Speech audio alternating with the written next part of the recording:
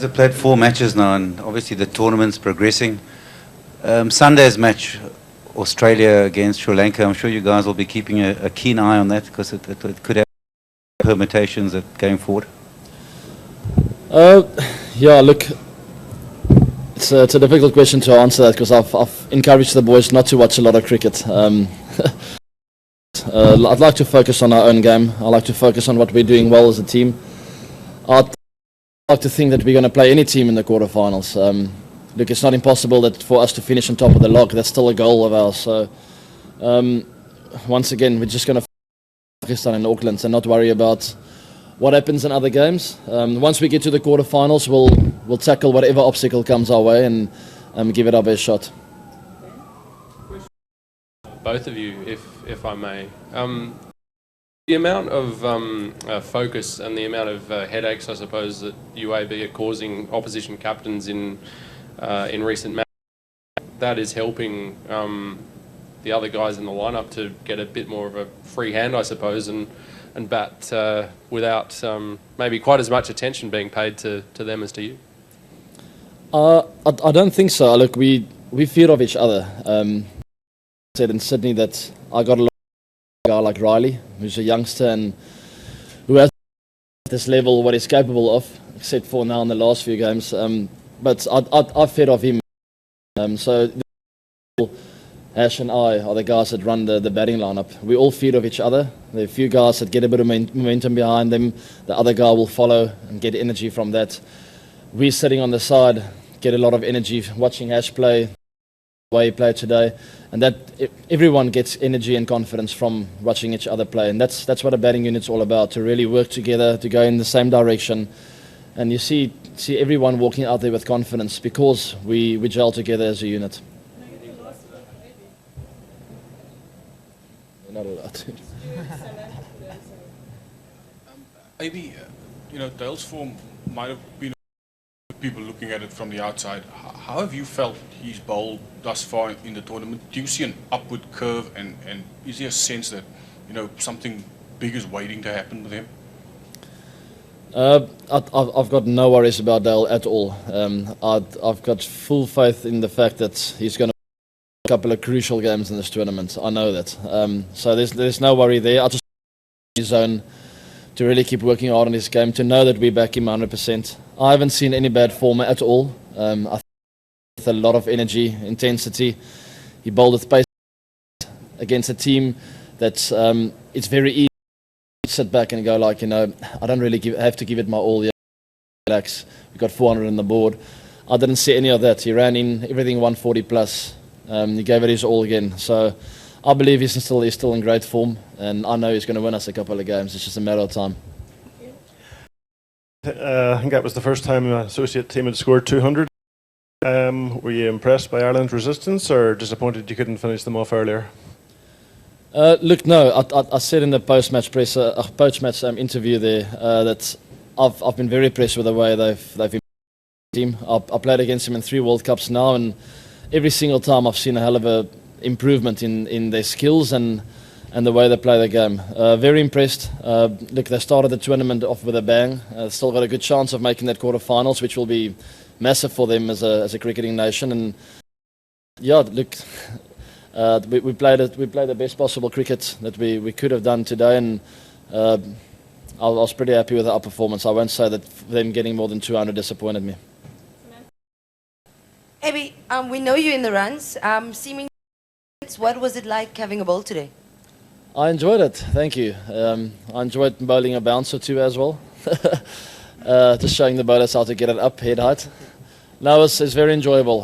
I'd like to think that it's something that could come in handy in one of the games in the World Cup. I won't bowl every game. Cool perspective. Could you give us a bit of an opinion on the Manuka Oval and what it's like for, I guess, international cricket? Yeah, listen, I think it's a wonderful oval. It's the 2 games that we've played here, fortunately, we lost against Australia, but it was pretty much a high-scoring game, and the outfield is really quick, and you get a good atmosphere here. So it's a wonderful stadium. Hashim, your one-day career got started quite a while after your Test debut. Is there a sense of making up for lost time? Because even compared to somebody like Virat Kohli, who's 5, and you've played something like 40 fewer games. No, not at all. Every ODI you play or a Test match or T20 is actually just a. So it's not a matter of making up any time or anything like that. It's just to try and excel in each game. I'm interested in what AB was saying about judging a 50-over innings and making a big score. What determines for you when you start to accelerate? Is it when you get to 100, or is it more subtle than that? No, I think it depends on. I mean, AB quite often speaks about the flow of the game. Today, myself and Faf had a partnership going, pretty much settled in a partnership, and we felt that maybe this is the time to. And we decided and we went with it. So there's no set formula of when you decide to go. I mean, on any other day we could have tried it and we could have got out. But I suppose the benefit of that was we had a long batting lineup and the guy coming in base still to build an innings and get some runs. So he's got to try and weigh the pros and the cons. But today was a day that kind of worked in our favour. But it doesn't always go that way. Just with your high standards, you probably had a slow start to the tournament. Are you just finding your rhythm now and the pace of the wickets in Australasia? Yeah, listen, you like to score runs every game, but I don't think that's quite unless you're Don Bradman or AB de Villiers. Calling the lower ranked teams, you still got to try and put a performance in, and no matter what, it's an international game, and to put the team in a good position is the ultimate goal, and thankfully my son Faf got to do that. Hashim, it seems that you've got a few more attacking strokes that you play, you've added to your repertoire. Would you say that's come about from playing a little bit more T20 cricket? No, I don't think it's come from T20. It's just playing a few shots in the net, putting some work under your belt. You just never know when things like that come in handy. I saw today, and I suppose in general scores in this World Cup and perhaps in world cricket has gone up a bit. So you just never know when you may need to.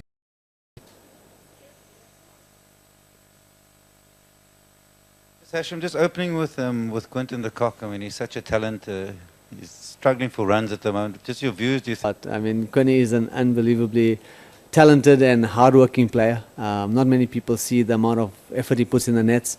And it was everybody, myself, AB, everybody goes through a few games where you don't get runs. And I've always seen that as a silver lining because we all know that he's due runs. And I suppose from a person, when he does score runs, he'll appreciate it a lot more. So everything has a benefit to it, and the fact that he's not getting runs and we're still managing to get good totals on the board, I think it's a nice situation to be in. And I'm sure, and I know we all have total belief that he'll come good.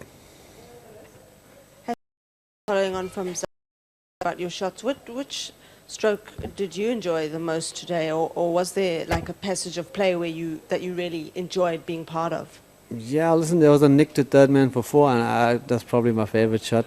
So I'll keep that as it's the least effort with a bit of reward, so that's okay. And Hashim, what sort of went mid-wicket, and did you sort of come here inspired by Chris Gale because you played a fairly similar innings to him today? Chris Gale will probably score 300 in a one day pretty soon. So, listen, he's an amazing player, but when I hit that ball today, I actually thought it was on the ground. But I think the nature of the wicket was a bit slow, and I was quite surprised that it went in the air, but that's how it goes. I hit it pretty well, and I think that made it difficult for the guy to catch it. Hashim, you're very supportive of your fellow opener there who's scratching for runs a bit, but he almost scratched a couple of teeth out of your mouth. Yeah, that must have been frightening when it was coming to you. Yeah, it was. I think there's always a danger at first slip. I mean, it's happened a couple of times where, a person diving across you kind of take your head away and you don't know what's going to happen. Worst possible result happened today. The ball stuck and got stuck in my arm somewhere. But I was just grateful it didn't hit me in the teeth, and it could have been a lot worse. For his preparation from his experience with Ireland? Yeah, well, I suppose Eddie Burrows assistance, no matter who we play against, and the fact that he's coached Ireland before, he had a little bit of insight, but information you get at the end of the day, a good ball could get you out.